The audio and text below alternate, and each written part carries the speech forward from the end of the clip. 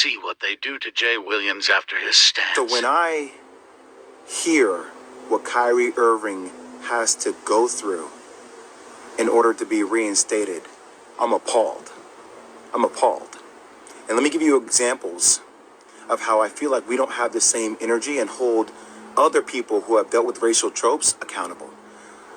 So when Sarah Silverman does blackface, or when Don Imus says nappy-headed hose, or when Howard Stern calls somebody the N-word in the skit, or when Brett Favre takes money from the state of Mississippi, we don't ask them to get sensitivity training. We don't ask them to donate $500,000. We don't ask them to meet with the Black National Caucus. They apologize, and then, you know what? The rest of the world moves on. But what I feel like is happening here, and that's how in the Black community, like, we've been told that's how the process works, right? Think about that, Bert. That's how the process works. Oh, somebody does a blackface. Oh, it was a misunderstanding. We got it. Okay? You know, is that person really racist? Probably not. Was it ignorant? Probably so. Okay, we understand it. We move forward. We don't like it. We would love to hold them accountable. But society and having a lot of Black people in positions of power, we don't have the governability to do that. But what we feel like happens with Kyrie is even after an apology, it's not enough. We feel like there needs to be more. And a lot of people I've spoken to over the last couple of days talk about this thing. Older mentors of mine talk about buck breaking. So we talk about tropes.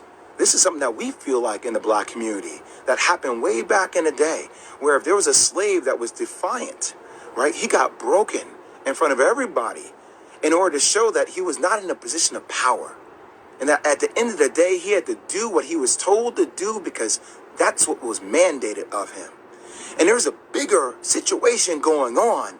What's happening with Kyrie Irving? If the Nets don't want him to be there, just say you don't want him to be there.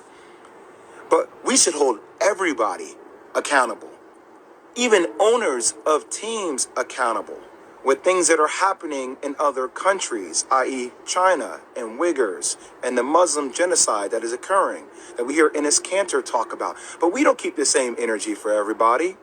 We pick and choose what conversational points we want to make more polarizing. And I might lose my job. I might lose deal opportunities in the future for speaking out about even the platforms that continue to promote and profit a movie that is considered anti-Semitic to billions of people. They don't have to be accountable. Who is accountable? But we're going to